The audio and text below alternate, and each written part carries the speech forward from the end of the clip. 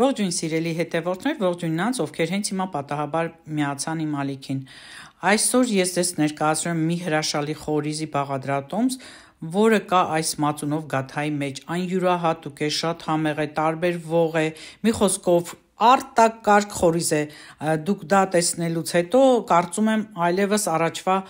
խորիզը չեք պատրաստի։ Տեսեք գույնը մուգ է, ինչու է մուգ, հենց այդ գաղտնիքի մասին էլ ուզում եմ ձեզ ասել։ Դե ինչ, գնացինք խոհանոց եւ պատրաստեցինք յուրահատուկ տարբերվող խորիզը, որի համար անհրաժեշտ է ունենալ 1 բաժակ ալյուր, 1 բաժակ շաքարավազ, 1 բաժակ ընկույզ եւ վանիլին,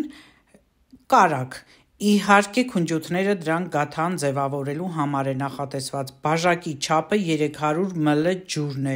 նման չափով եմ վերցրել։ Տաք թավայի մեջ լցնում եմ ալյուրը եւ մի լավ բովում եմ, այնքան մինչեւ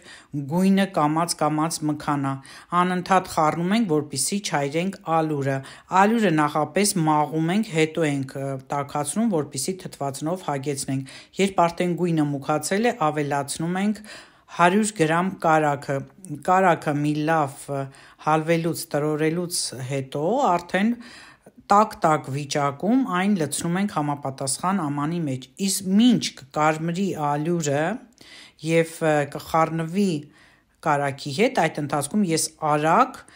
մանրացրեցի ընկույզը, որը կարելի է անել բլենդերի օգնությամբ, այսպես շատ ավելի արագ է հարվում։ Ինչևէ, այս գործն էլ անելուց հետո տաք լցնում ենք համապատասխան տարայի մեջ, որի վրա էլ ավելացնում ենք 1 բաժակ շաքարավազը։ Նման տարբերակով շաքարավազը շատ ավելի հեշտ է լուծվում։ Շատ երկար չի պահանջվում տրորելու համար, որպեսզի շաքարավազը հալվի։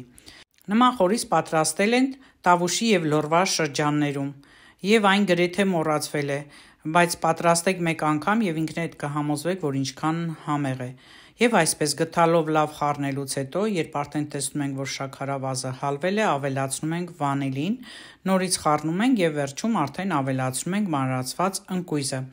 Խառնում ենք նորից այնքան, մինչեւ ստացվի փխրուն, բայց միաժամանակ շուտ քանդվող,